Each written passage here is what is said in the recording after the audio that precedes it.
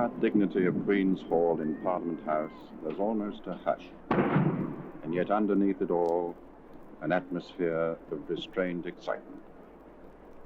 We realize that just outside these doors, at the end of Queen's Hall, Her Majesty and His Royal Highness have arrived in Parliament House.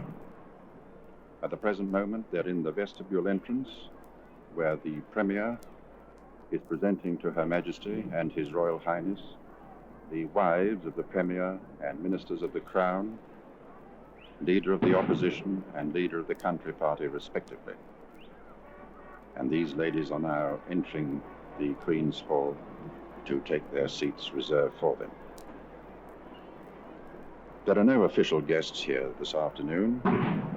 There are 3 rows of seats on either side of the Queen's Hall reserved for members of both houses and their wives and relatives. This beautiful hall, named after the statue of Queen Victoria, which dominates the whole hall, underneath which there is the dais from which Her Majesty will receive the joint address of welcome from the President, Sir Clifton Eager, President of the Legislative Assembly. Now I notice the wives are coming back into Queen's Hall. Mrs. A.M. Fraser, Mrs. A.E. Shepherd, Mrs. J.W. Galbally, Mrs. H.E. Bolte, wife of the Leader of the Opposition, Mrs. J.B. MacDonald, wife of the Leader of the Country Party. And in a few moments, those massive swing doors will open and everybody will have a glimpse of Her Majesty, the moment we've all been waiting for. Now the doors are opening. This is a very tantalizing moment. Now here is the usher of the black rod, the speaker carrying the mace, and here is Her Majesty with the President, Sir Clifton Eager. Behind Her Majesty, His Royal Highness the Duke, with the Speaker, Mr. Sutton. The Queen is smiling and bowing to both sides and has now taken her place on the dais. The President, Sir Clifton Eager, will now hand the address of loyalty. To Her Most Excellent Majesty, Queen Elizabeth II. May it please Your Most Gracious Majesty, we, the Legislative Council and the Legislative Assembly of Victoria, in Parliament assembled, cordially welcome Your Majesty and His Royal Highness, the Duke of Edinburgh, to this state of Victoria. We desire to convey to Your Majesty the expression of our loyalty and devotion to the throne and person of Your Majesty, and we are delighted that Your Majesty has graciously seen fit to visit this part of your Commonwealth. We earnestly hope that your visit will be a pleasant and a happy one, and feel sure that it will strengthen the friendly association under the Crown of the peoples of the Commonwealth. Clifton Eager, President, P.K. Sutton, Speaker. Mr. President and Mr. Speaker, I sincerely thank you for the cordial welcome which you have extended to me and to my husband on behalf of the Legislative Council and the Legislative Assembly of Victoria. Your expressions of loyalty and devotion are greatly valued by us both. I look forward to meeting you all tomorrow, when I shall have the pleasure of opening the second session of your Parliament, and I can assure you that we shall both enjoy to the full our visit to your state. Now the President receives a signed copy of the address. The Speaker also receives a signed copy, bows. The President says a few words to Her Majesty. Now Her Majesty leaves the dais, led by the usher of the black rod, and they are now proceeding to the President's suite for refreshments. There, the President will present to Her Majesty Lady Eager, wife of the President, and Mrs. P.K. Sutton, wife of the Speaker of the Legislative Assembly. The car is coming to a stop at the carpet right in front of the second tier of steps. His Royal Highness gets out first on the left-hand side of the car, followed by Her Majesty. Members of the royal household are in cars following the royal car, and they're getting out too at the carriageway at the foot of the steps of Parliament House. Her Majesty, met by the usher of the Black Rod, Mr. Tierney, is conducted up the first, or the second it is, tier of steps. She's turning about now and will receive the royal salute.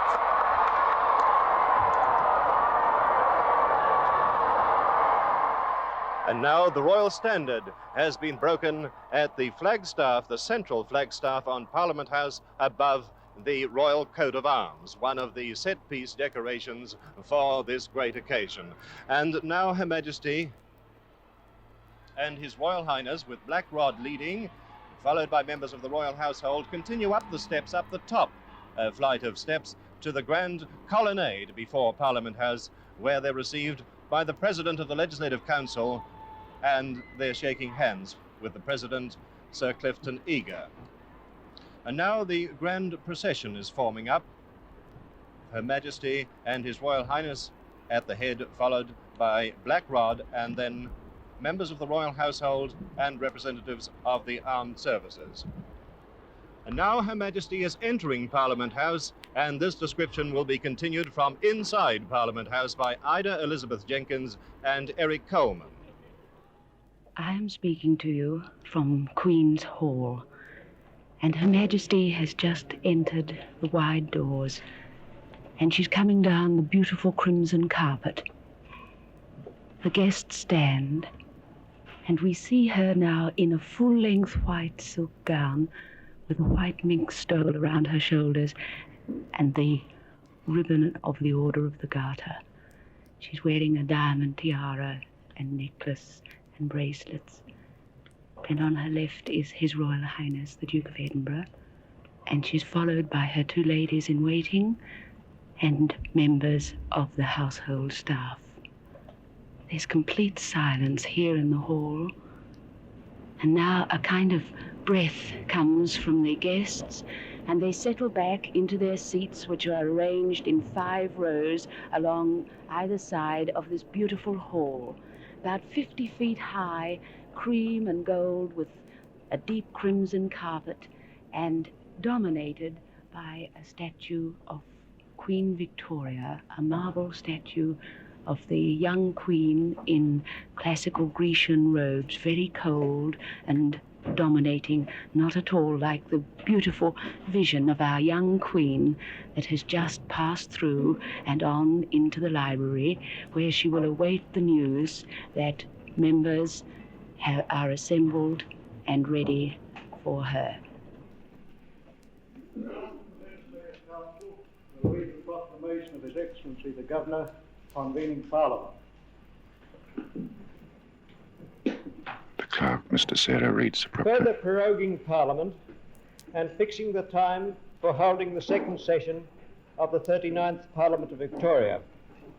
Proclamation by His Excellency the Governor of the State of Victoria and its dependencies in the Commonwealth of Australia, etc., etc., etc.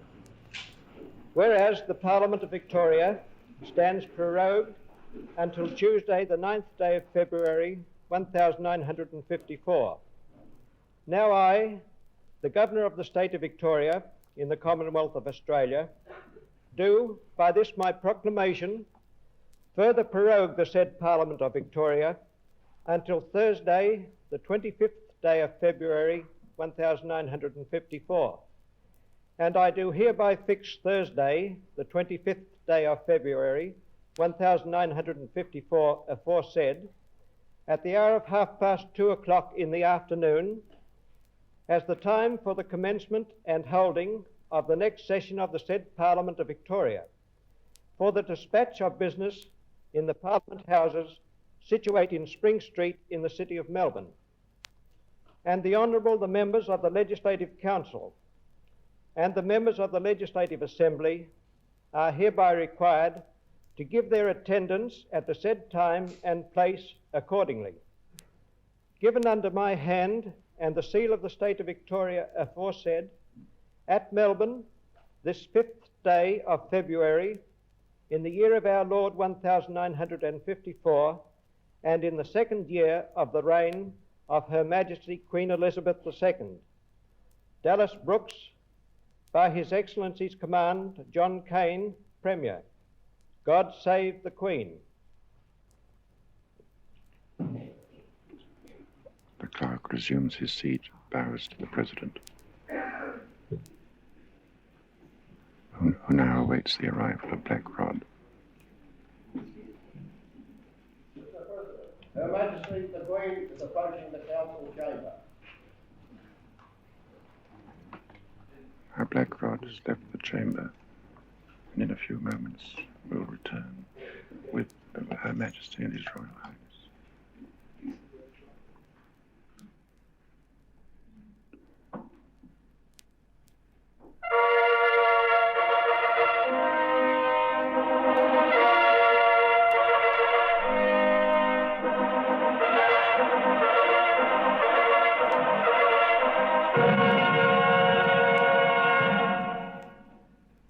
The fanfare of trumpets signals that Her Majesty has left the library and is now proceeding through the Queen's Hall to the Legislative Chamber, the Council Chamber.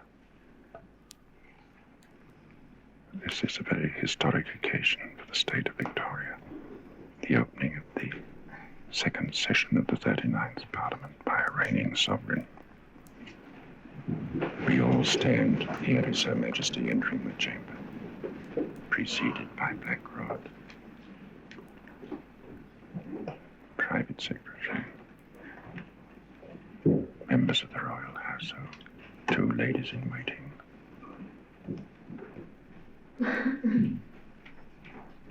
and Her Majesty. The blue ribbon of the Garter around a beautiful diamond tiara sparkling in the arc light. Everybody bows, and she now takes her place in the royal chair. Mr. President, I request that honourable members be seated. His Majesty requests that honourable members will be seated.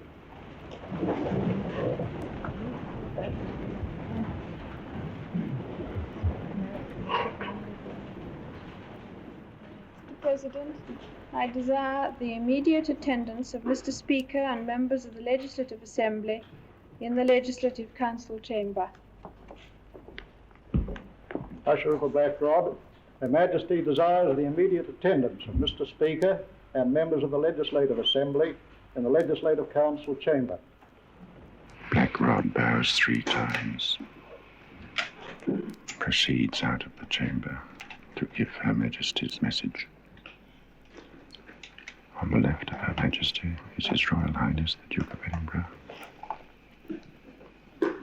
in the navy blue uniform of the Royal Navy.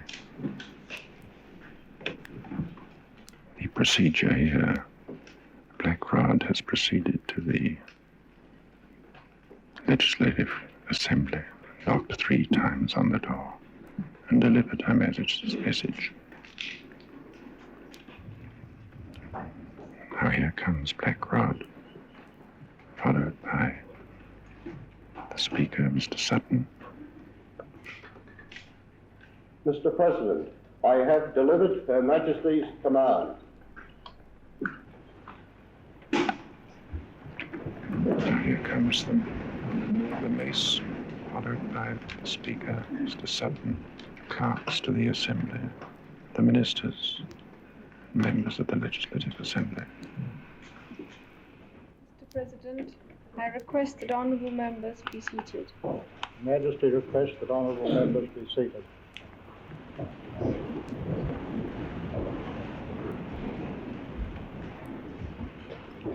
Now Sir Michael O'Dane hands a speech to Her Majesty. Mr.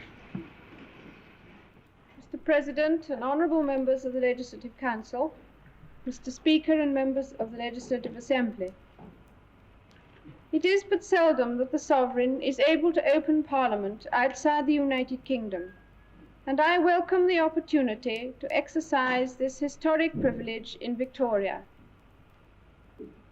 When I first opened Parliament at Westminster, late in 1952, I said that I looked forward with deep pleasure to fulfilling my long-cherished hopes of visiting with my husband my peoples in Australia, New Zealand, and Ceylon. Those hopes are now being fulfilled. After the warmth and cordiality of the welcome accorded to us on our arrival in Victoria, we anticipate with pleasure our sojourn in this state. Mr. Speaker and members of the Legislative Assembly, a review of revenue and expenditure for the first half of the current financial year indicates that a satisfactory budget is assured. Supplementary estimates of expenditure for the year 1953-54 will be laid before you in due course. Mr. President and honourable members of the Legislative Council, Mr. Speaker and members of the Legislative Assembly, for 8 successive years, Victoria has been blessed with bountiful seasons. During the year just ended, the spring growth of pastures was good, and the production of all kinds of livestock was high. It is estimated that the wheat crop will yield more than 50 million bushels. A programme of important legislation will be brought forward later in the session. This will include a bill relating to child welfare. The existing legislation is in many ways not adaptable to progressive social standards.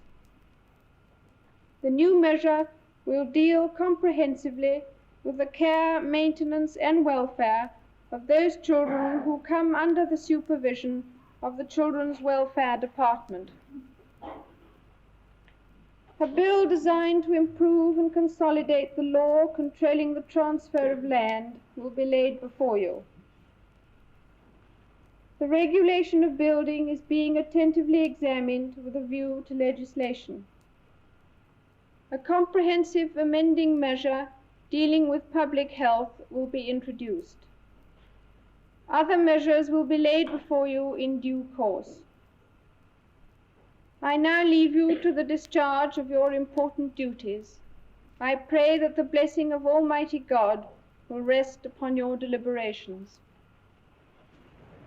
Now Her Majesty's Private Secretary steps forward, bows, receives the speech from Her Majesty, bows and goes to the President. Standing before the President, he bows and presents him with a signed copy of the speech. Then, bowing to Her Majesty, the Private Secretary walks down the chamber to the Speaker, bows and presents him with a signed copy. The Speaker rises, bows to Her Majesty, and with the members of the Assembly, moves back to the corridor at the entrance to the Council chamber. The procession is now forming up on either side of the Council table. Members of the Royal Household going first. Her Majesty rises. We all stand. Her Majesty bows to the President, who returns the bow. Her Majesty steps down from the dais, and the procession very slowly moves out of the chamber.